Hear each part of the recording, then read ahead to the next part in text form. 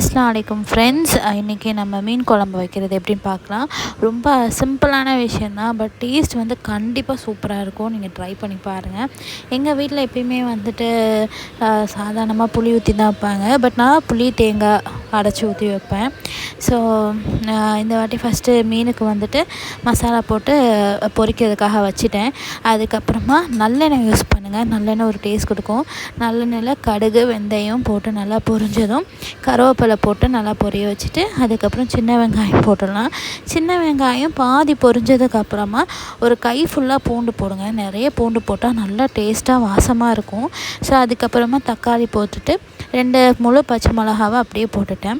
அப்புறம் எங்கள் வீட்டில் மீன் மசாலா தூள்னு ஸ்பெஷலாக அரைப்பாங்க. அது நிறைய போட்டு எங்கள் அம்மா அரைப்பாங்க.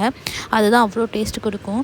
அது போட்டுட்டு அப்புறமா கரைச்சி வச்சுருக்க புளியை ஊற்றிட்டு கொஞ்சோண்டு தண்ணி ஊற்றி நல்லா கிண்டிட்டு கொஞ்சம் நேரம் வச்சோன்னா எண்ணெய் பிரிஞ்சு வரும்.